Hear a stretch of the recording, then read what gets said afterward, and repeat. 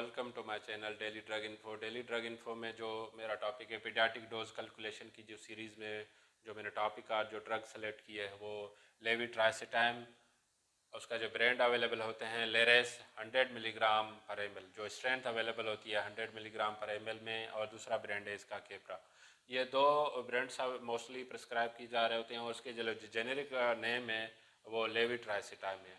अब इस वीडियो में हम देखेंगे कि लेवीट्राइसिटाम की क्लासिफिकेशन क्या है, उसके इंडिकेशंस क्या है, देन उसकी जो है वो dose calculation according to weight कैसे की जाती है।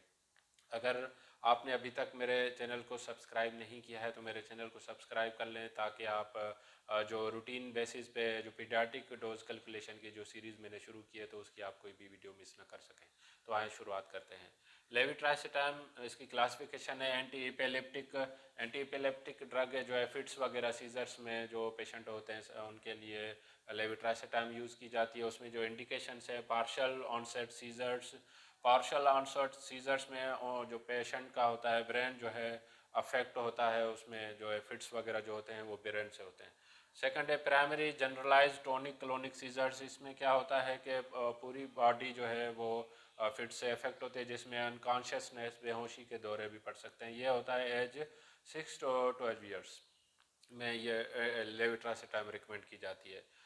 अब आते हैं मायोक्लोनिक सीजर्स। मायोक्लोनिक सीजर्स में इनवॉलेंट्री कंट्रोल होती है, बॉडी मूवमेंट होती है। फिट्स जब पढ़ते हैं तो उसमें जल्दी से उसका जो है फिट्स के रिस्पांस जल्दी आता है, जिसमें लेविट्रासिटाम जब रिकमेंड की जाती है तो ग्रेटर दैन 12 ईयर्स के पेशेंट को रिकमेंड की जाती है। अब आते हैं इसके लिए पीडियाट्रिक डोजेज में रिकमेंडेड डोज क्या हैं। बहुत सारे रेफरेंस बुक्स हैं, उसमें कुछ वेरी करते हैं, लेकिन जो सब में जो डेटा अवेलेबल है वो 7 मिलीग्राम तो 30 milligram per K G Q12 hours. 7 milligram minimum therapeutic range है एंड 30 मिलीग्राम जो है मैक्सिमम थ्योरेपेटिक रेंज है। इसमें जो पर डोज फ्रीक्वेंसी है Q12 हर्ट्स के हिसाब से है। अब इसमें ख़ास बात क्या है कि एंटी एपिलेप्टिक की जो ड्रग्स होती हैं उसमें जब इनिशियली जो डोज सेलेक्ट किया जाता है वो मिनिमम थ्योरेपेटिक रेंज से किया जाता है। मैक्सिमम थ्योरेपेटिक पे डायरेक्ट से हम नहीं जा सकते। जब पेशेंट के फिट्स कंट्रोल हो जाएं देन हम उस पर जो है मेंटेनेंस डोज पे हम स्विच करते हैं। अब ये क्या करना होता है कि increase Q12 weeks by 10 milligram per K जी पर डोज। जो एंटी एपिलेप्टिक की ड्रग है लेविट्रासिटाम, इसका जो डोज है 2 हफ्ते के बाद जो है 10 मिलीग्राम पर के जी पर डोज हम इंक्रीज करते हैं। अब आते हैं क्वेश्चन किस तरफ के, डॉक्टर कौन सा क्वेश्चन पूछते हैं। Doctor orders levetiracetam to a child weight 20 kg। Doctor ने एक बच्चे को लेविट्रासिटाम का डोज प्रिस्क्राइब किया है जिसका वेट है 20 किलोग्राम वेट है। अकॉर्डिंग टू जो रिकमेंडेड डोज है वो 140 मिलीग्राम पर डोज बनता है। मिनिमम थेरेपेटिक रेंज से हमने 7 से इंडिकेट किया है। अब हम ये देखेंगे डॉक्टर ने वहाँ पे कुछ नोट भी लगाया है कि increase to Q2 weeks by 10 milligram per K जी पर डोज। 2 हफ्ते के बाद बच्चे का जो डोज है वो 10 मिलीग्राम पर के जी पर डोज के साथ इसका इंक्रीज करना है। Then how you will calculate dose in M L. तो हम जो एम एल में है डोज है वो कैसे कैलकुलेट करें, उसके लिए हम ये यूनिवर्सल फार्मूला है जिसमें हम ये वैल्यूज़ पुट करेंगे। जो रिकमेंडेड डोज डॉक्टर ने लिखा है वो 140 मिलीग्राम, जो डिज़ायर्ड डोज है जो डॉक्टर ने लिखा है 140 मिलीग्राम डिवाइडेड बाय हमारे पास जो अवेलेबल स्ट्रेंथ है वो 100 milligram multiply by volume 1 ml। mg को कैंसिल कर लेगा, 100 डिवाइडेड बाय 140 1.4 मल्टीप्लाई बाय 1 करेंगे तो आंसर आएगा 1.4 ml पर डोज।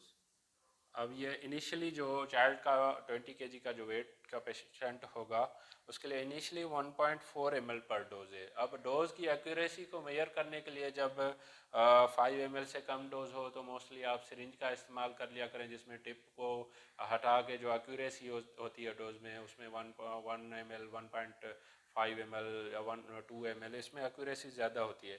अब ये हो गया इनिशियली डोज। उसके बाद जैसे मैंने बताया कि Q2 वीक्स से जो है ना 2 हफ्ते के बाद जो है वो 10 मिलीग्राम जो है डोज इंक्रीज करना है।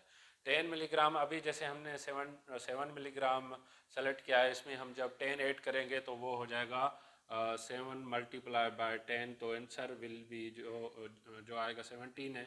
17 मिलीग्राम प्लस हो जाएगा, तो इसमें 17 मल्टीप्लाई बाय 20 kg, तो आंसर विल बी 340 मिलीग्राम। अब ये 340 मिलीग्राम जो डोज है इसको हम डिवाइड करते हैं, 340 divided by available strength 100 ml 100 mg multiply by volume 1 ml। अब इसको डिवाइड करेंगे तो आंसर विल बी 3.4 ml पर डोज। 2 हफ्ते के बाद उसी जो चाइल्ड का वेट जो डॉक्टर रिकमेंड करेगा अकॉर्डिंग टू वेट 3.4 ml ये मेंटेनेंस डोज है। उसके बाद डॉक्टर्स के पास आप वीकली या मंथली या जो 15 डेज़ पे जो भी आपको डॉक्टर अगर फॉलोअप के लिए कहता है तो इस पेशेंट के लिए आप फॉलोअप पे ज़रूर जाया करें, ताकि उसकी कंडीशन जो है वो इम्प्रूव हो, बेटर हो, ताकि आगे चल के वो मेंटेनेंस डोज पे रिकमेंड किया जाए। इसी टॉपिक से रिलेटेड अगर आपको कोई भी सवाल है तो आप मुझे कमेंट कर सकते हैं, मैं आपके सवालात का जवाब दूंगा। अगर आपको मेरी वीडियो पसंद आई है तो लाइक करें, सब्सक्राइब करें, दूसरों तक शेयर करें, ताकि यह अवेयरनेस सब तक पहुंच सके। थैंक